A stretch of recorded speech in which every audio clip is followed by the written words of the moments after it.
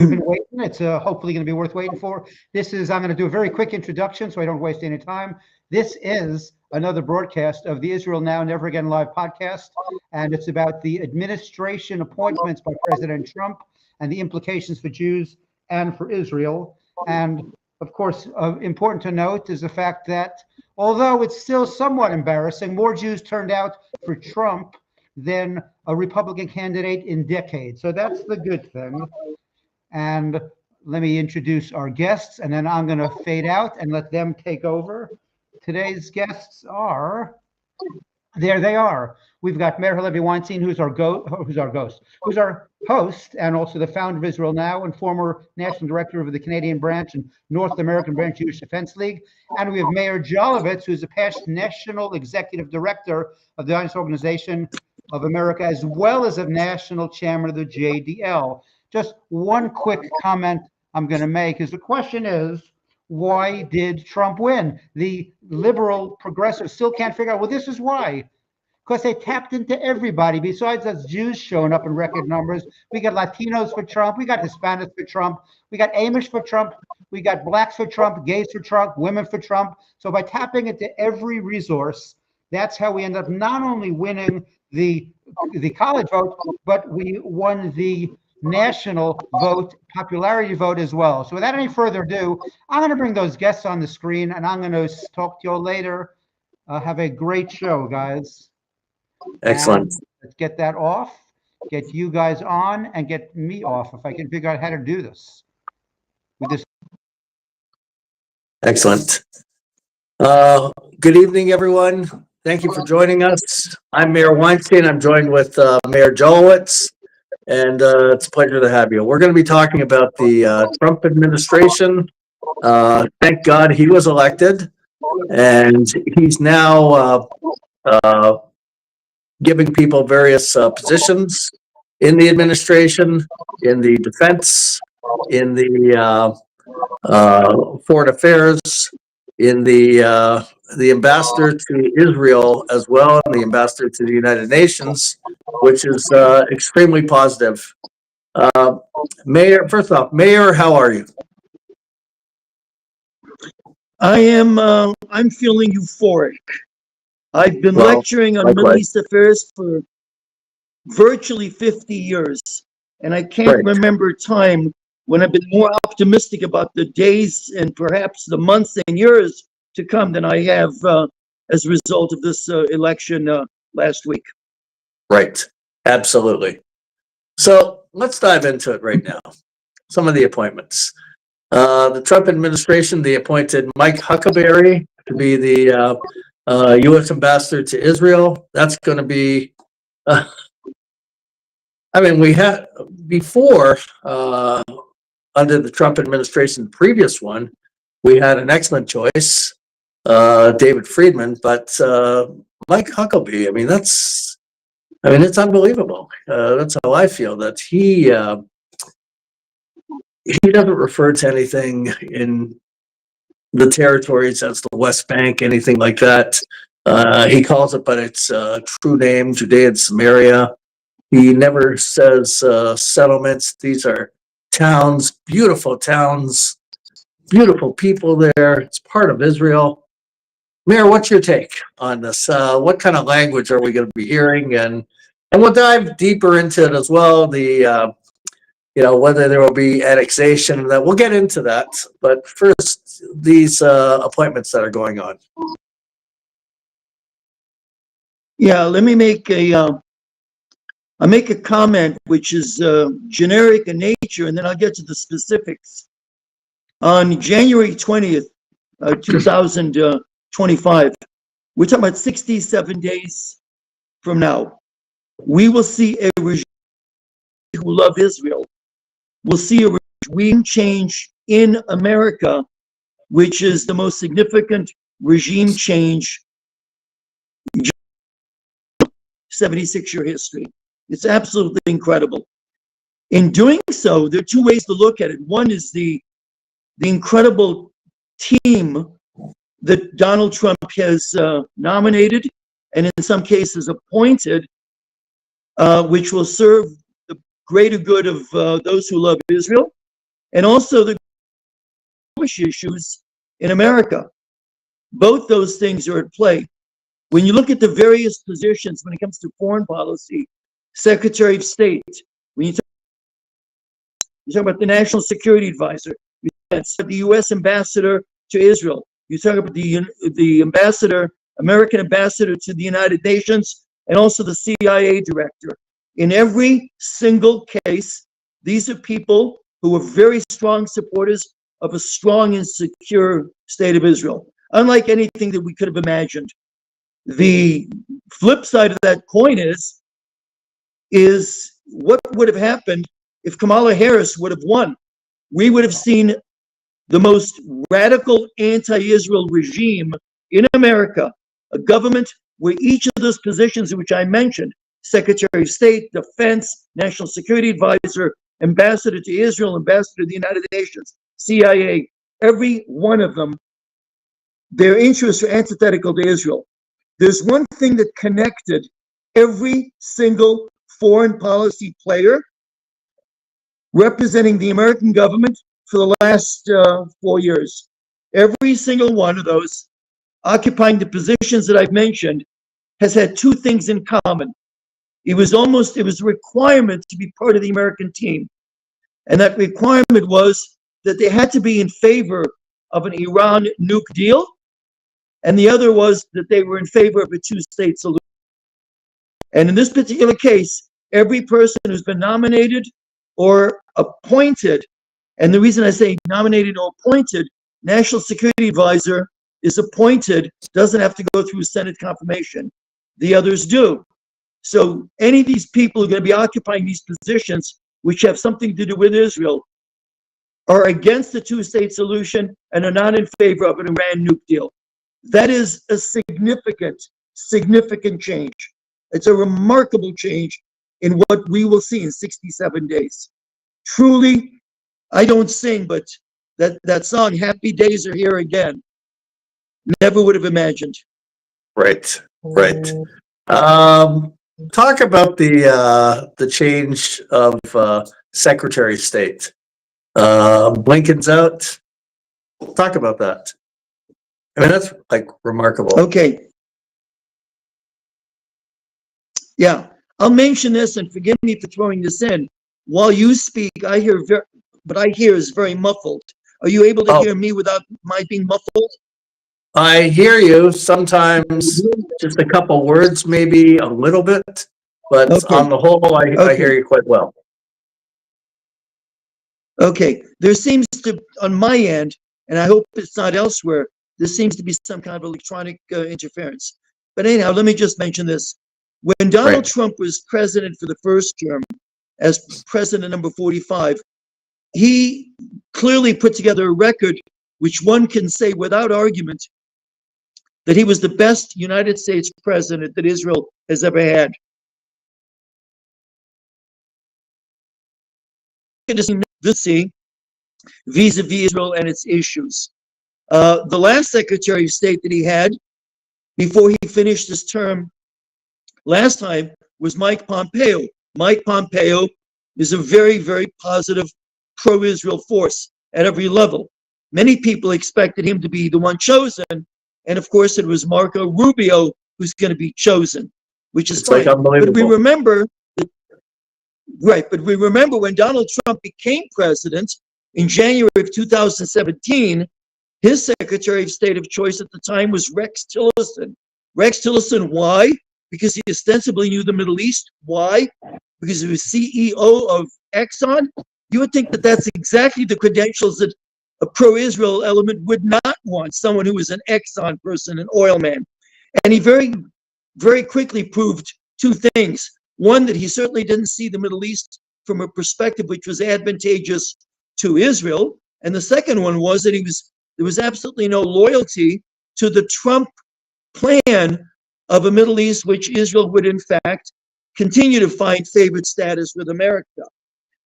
So Donald Trump, the last time around, early in the first year of his administration, 2017, 2018, one could say that he really did know what was going on. He trusted too much his advisors.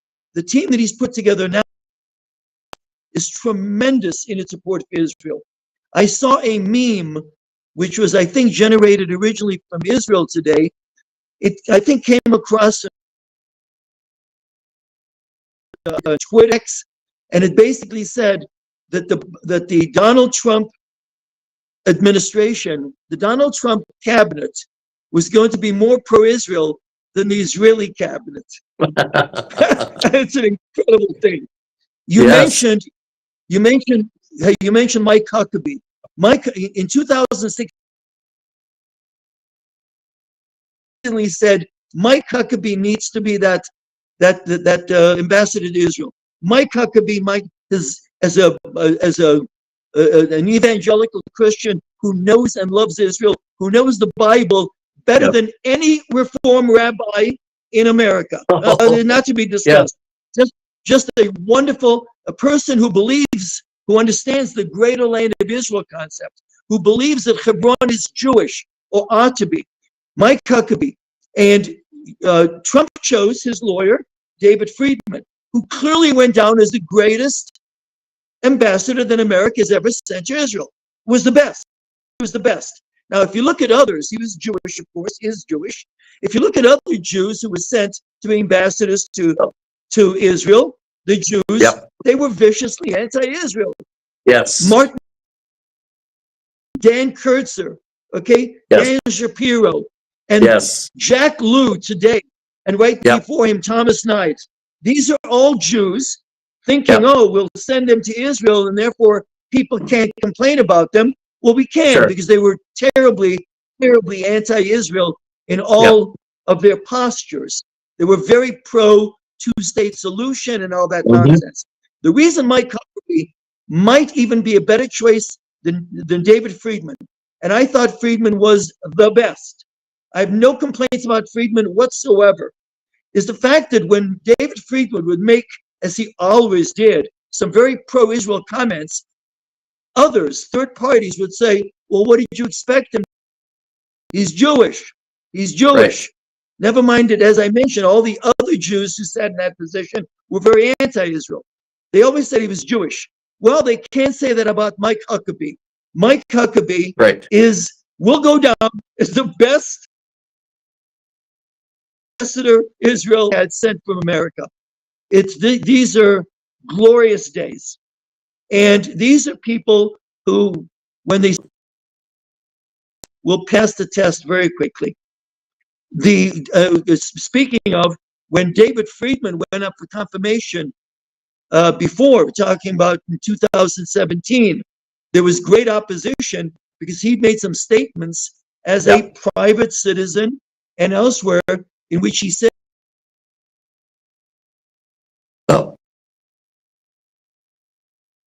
Oh my God.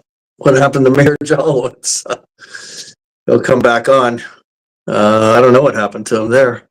Well, it wasn't me, because I'm just watching, so his internet must have gone out. So, Mayor, it's all you until he gets back on. So just, Okay, can you just send make a sure. quick message also? Yeah, definitely. Yeah, Okay. that was, I wonder what happened. Yeah, I'm sure his internet must have gone out. Because we're Probably on. something. Yeah, okay, Weinstein, it's up to you, and then Jolowitz is back on, he'll replace me. Okay, bye. Okay, no sweat. So, I think I just heard him log back on. There he is. Perfect. I don't know what happened there, Mayor, but you're back on. Now there's no volume for you.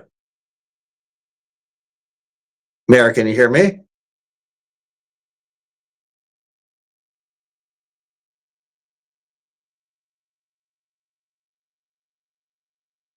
For whatever reason, you're on, but there's no volume. If you could hear me, I would just say reset it, and the volume should be fine then. If Gary could hear me, if you have any control over the mute, just double check it.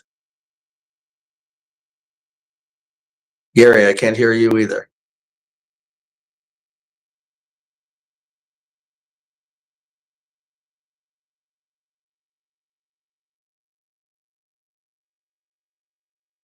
by the way, to everyone who's watching. Come on. So my volume's Okay. on, so is Jalowitz, and so is yours. So for some reason, Jalowitz, you may need to click off and get back on again, because we see you loud and clear, but we can't hear you. And his volume's up all the way on Restream. Right. So just Jalowitz, click off and click back on. I wonder if he could hear you.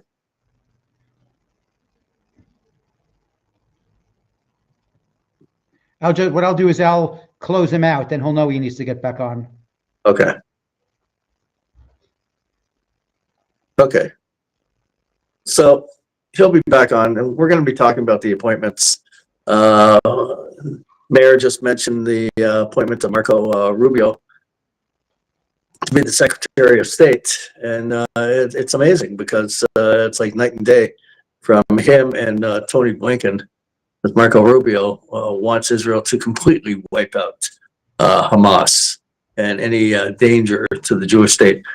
We're going to be talking about the idea of the Biden administration trying to force a nonsense two-state solution and what that means in a few regards. Mayor, can you hear us now?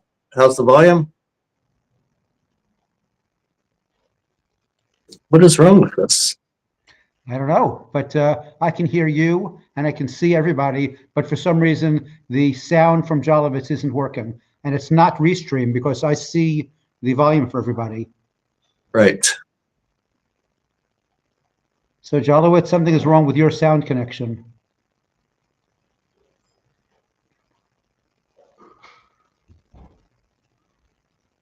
Very strange. There was an upgrade with our system that we use, Restream, and for reasons it's not functioning the way we like. Mayor, can you hear? Can you say something? Yeah, I can hear you, Oh, but there you are. there's, Perfect. You're fine now. You're fine now. I could hear you loud and clear. are we active? Yes, we are. We're active and clear, and I can see your pictures. I'm Everybody not can hear your picking sound. anything up on your end. I'm sorry. Well, You're not we hearing can me. hear you. Yeah, but if you can't hear us, that's a problem. Definitely. I'm not sure why. Again, it's on for our listening audience. Sorry. I for don't the know what you want inconvenience. to do unless you want to pick this up next week. Keep talking. Can you hear me? Jalowitz, I don't can know you if you hear can me? even hear me. Yeah, we can see. The problem is we can hear him. He can't hear us. Right. So Right. I don't think it's anything I could do about it because it's Maybe I'll log off and I'll log back on. Maybe. well, but yeah, but you can try that. But Okay. I wish we could tell Jalowitz. Is he on his phone or is he on his computer? He's on his phone. Oh, so I can't call him. Let's see. There's him. Let me just make sure there's nothing else I could do here. I'm on hold. I don't know if I can be heard or seen. Yes, you can be here. Talk.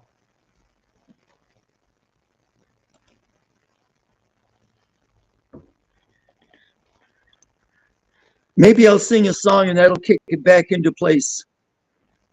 You're loud and clear, Jalowitz. We can hear you fine.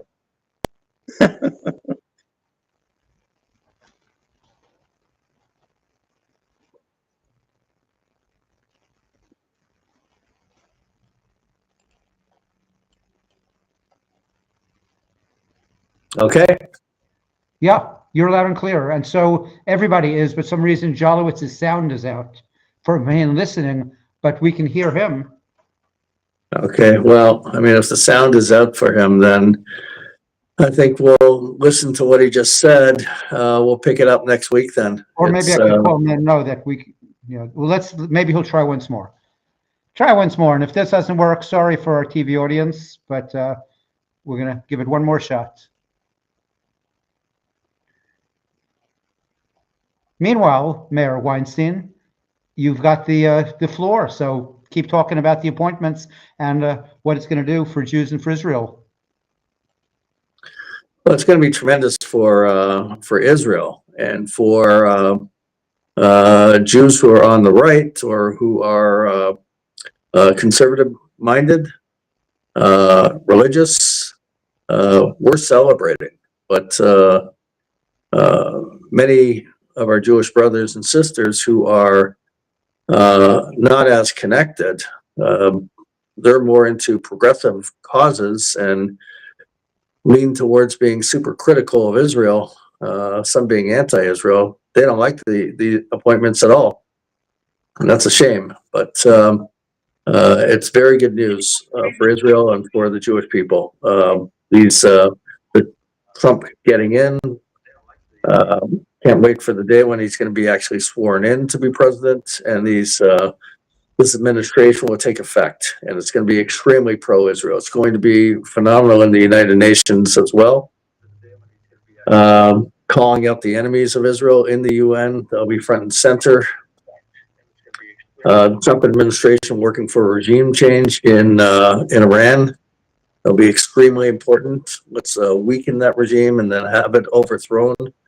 That's essential. And after that, we'll see what develops between Saudi Arabia and Israel. Right now, there's a lot of posturing from Saudi Arabia that no, there's not going to be any kind of a deal unless Israel agrees to some form of a Palestine state. But if the regime in Iran is overthrown, you have a new regime. It's a new ballgame right now, and it's not the same kind of card that the Saudis could have on Israel, saying that we're going to cozy up to Iran, which is something they just said in the past few days. Mayor, can you hear anything right now? Okay, that's really unfortunate. I think we're going to have to take it up. Yeah, I can't hear anything. I think, unfortunately, due to the technical issues right now, we're going to have to take this up next week, have a new show, or maybe not wait quite a week. Maybe we could just do it in a few days. Can you hear us, Mayor Jolowitz? Yeah, something's on his end because you're clear, I'm clear, his picture's fine. So yeah, very strange. Very strange indeed. Very disappointing. Yes. Well, I'll contact you. Okay. We'll pick it up in a few days. We'll figure it out. I'll give Mayor a call, and we'll figure out a proper day that we'll go back on. And I'll have to call Restream. And if this doesn't work, we'll have to choose some other provider because we're having too many problems with this. Yeah. There's been, they upgraded the system and thought it would be a lot simpler and better, but it takes forever to even log on. Well, obviously what happened is we didn't upgrade it, we downgraded it. So we need to go. Now we need to learn they need to upgrade it because there is definitely a problem. And you let me know when you want to do another show, but I'll talk with Restream tomorrow. Okay. Perfect. Thanks. Yep. Okay. Excellent. Bye. Thanks a lot. Let me just try Mayor once more because I see he's back on. Mayor, any luck now? I don't know. Could be something simple. Just turn your phone off and on. Who knows? But it's really too bad the volume just cut out like that. Yeah, it's weird. Don't get it. So I wish that he could hear me or I can call him because it may just be that he hit a mute button or something. Because he can't hear us and we can't hear him, but we hear each other just fine. Yeah, before we heard him a little bit being able to speak, but he couldn't hear us. Right. But so let's see if he's going to try once more and we'll see what happens. Since he keeps trying.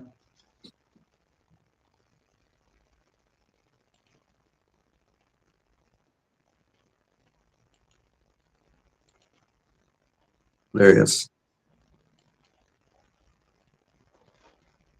Mayor, can you hear us? Oh, that's unfortunate. Yeah. Yeah, a lot of people are looking forward to this. I know. Yeah. There's 130 people watching right now. Yeah. Maybe we could do it like Sunday night or something. Maybe. I'll figure it out. I'll speak to Mayor on the phone and we'll discuss it. And if he wants to try to get back on when we're not live anymore, let's do that and see what the problem is. Because the problem is on his side. Right. Because you're getting through fine and I'm getting through fine. Yeah.